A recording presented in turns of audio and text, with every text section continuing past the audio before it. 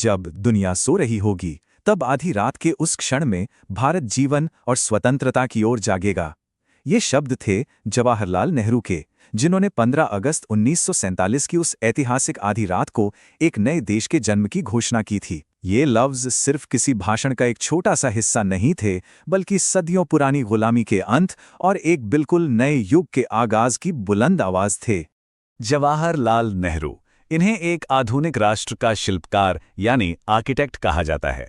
आज की इस चर्चा में हम उस ब्लूप्रिंट को समझने की कोशिश करेंगे जिसने भारत जैसे विशाल और विविधता से भरे देश की नींव रखी थी। तो चलिए शुरू करते हैं।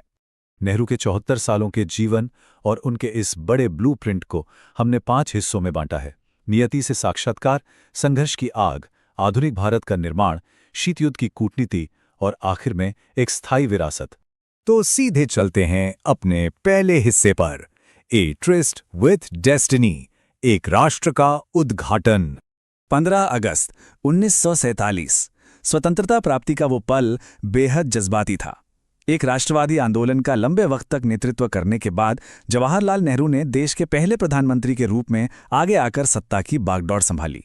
ये एक नए भारत का जश्न तो जरूर था, लेकिन सोचने वाली बात यह है कि इस शिखर तक पहुंचने का रास्ता बिल्कुल भी आसान नहीं था।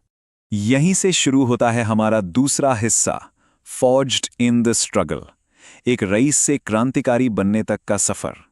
जरा इस विरोधाभास पर ध्यान दीजिए। एक तरफ हैरो और कैम्ब्रिज जैसे प्रतिष्ठित संस्थानों में आलीशान परवरिश और दूसरी तरफ देश की आज़ादी के लिए अपना सब कुछ दांव पर लगा देना। इस संघर्ष के लिए उन्होंने करीब 9 साल अंग्रेजी जेलों की सख्त सलाखों के पीछे बिताए। ये साफ दर्शाता है कि अपने विश्वास और देश के लिए आरामदायक जीवन को पूरी तरह पीछे छोड़ दिया गया था। और ये सफर कैसे आगे बढ़ा? 1910 में कैम्ब्रिज से पढ़ाई पूरी की, फिर 1929 आते आते पूर्ण स्वराज यानी कंप्लीट इंडिपेंडेंस का सीधा आह्वान कर दिया। इसके बाद 1930 में नमक सत्याग्रह के दौरान गिरफ्तारी हुई और फिर आई 1942 के भारत छोड़ो आंदोलन की वो लंबी कैद। ये किसी एकेडमिकली उज्जवल विद्यार्थी से देश की आज़ादी के सबसे प्रमुख नेता बनने की कहानी है। आगे बढ़ते हैं तीसरे हिस्से की ओर, आर्किटेक्ट ऑफ मॉडर्न इंडिया। यहां से शुरू होता है संस्थाओं का निर्माण। आज़ादी मिलने के बाद इस देश को आगे ले जाने के लिए एक बहुत ही व्यापक ब्लूप्रिंट बनाया गया। साइंटिफिक टेम्पर यानी लोगों में वैज्ञानिक सोच और तर्क को बढ़ावा देने पर खास जोर दिया गया। धर्मनिरपेक्षता और महिलाओं के अधिकारों के लिए हिंदू कोड बिल्स जैसी नीतियां आईं और साथ ही आर्थिक विकास के साथ साथ मुफ्त प्राथमिक शिक्षा प्रदान करने के लिए पंचवर्षीय योजनाएं यानी 5 ईयर प्लान्स की शुरुआत की गई। अब यहाँ एक कमाल की बात देखिए, इसे हम पोएटिक जस्टिस कह सकते हैं। 1950 में खड़गपुर में भारत का पहला आईआईटी ठीक उसी जगह पर बनाया गया जहां कभी पॉलिटिकल कैदियों के लिए अंग्रेजों का हिजली डिटेंशन कैंप हुआ करता था। एक गुलामी की जगह को आधुनिक शिक्षा के महान संस्थान में बदल देना बिल्कुल शानदार था। और उस वक्त के कोल्ड वॉर यानी शीत युद्ध के दौरान दुनिया की 2 सबसे बड़ी ताकतों के बीच कैसी कुशलता से बैलेंस बनाया गया, ये इस लिस्ट से पता चलता है। 1958 में आईआईटी बॉम्बे बनाने के लिए सोवियत यूनियन से मदद ली गई और ठीक 1 साल बाद 1959 में आईआईटी कानपुर के लिए यूनाइटेड स्टेट्स का सहयोग मिला। दोनों ग्लोबल सुपर पावर्स को भारत के विकास के लिए एक मंच पर लाना एक बेहतरीन कूटनीति थी। इसी कूटनीति को आगे बढ़ाते हुए चलते हैं चौथे हिस्से पर, नेविगेटिंग द कोल्ड वॉर, वैश्विक मंच पर भारत का नया रास्ता। तब नॉन अलाइंड मूवमेंट यानी गुट निरपेक्ष आंदोलन की नींव रखी गई। ये तय किया गया कि भारत अमेरिका या सोवियत यूनियन दोनों में से किसी भी गुट का हिस्सा नहीं बनेगा।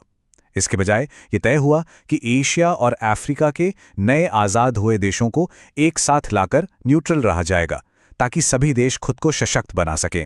यहाँ एक महत्वपूर्ण बात समझनी जरूरी है। भले ही अहिंसा के सिद्धांतों का पालन किया जाता था, लेकिन जरूरत पड़ने पर एक बिल्कुल प्रैक्टिकल रवैया भी अपनाया गया।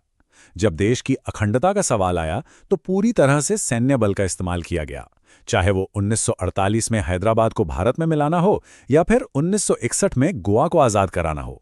हालांकि विदेश नीति का ये सफर हमेशा सफल नहीं रहा। 1967 का भारत चीन युद्ध आखिरी सालों का सबसे दुखद क्षण था। इस सीमा विवाद ने सैन्य तैयारियों में बची हुई कमियों को सामने ला दिया और इन दस्तावेजों से साफ पता चलता है कि इस घटना का उनके स्वास्थ्य पर भी बेहद सख्त और नकारात्मक असर पड़ा था। आखिर में आते हैं 5वें हिस्से पर, एन एंड्यूरिंग लेगेसी, वो मजबूत ढांचा जो आज भी खड़ा है। 16 ये सिर्फ एक आम संख्या नहीं है, इसका ऐतिहासिक वजन बहुत भारी है। ये दर्शाता है लगातार 16 सालों का कार्यकाल।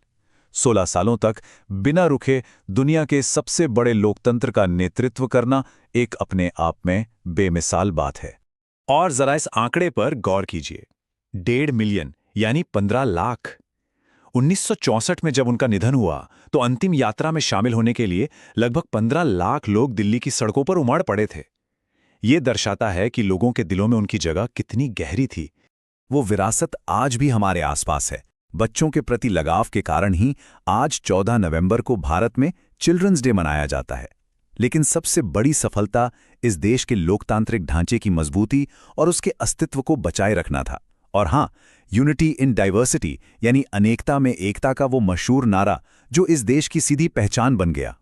इस चर्चा को खत्म करने से पहले एक विचारोत्तेजक सवाल जो जहन में आता है, नेहरू के उस वैज्ञानिक, धर्मनिरपेक्ष और गुटनिरपेक्ष भारत का जो ब्लूप्रिंट था, वो इस 21वीं सदी के नए दौर में आज किस हद तक कायम है? क्या वो ऐतिहासिक नींव आज भी इस आधुनिक राष्ट्र को ठीक से संभाले हुए है? ये एक ऐसा सवाल है जो सोचने पर मजबूर जरूर करता है। इस चर्चा में शामिल होने के लिए धन्यवाद।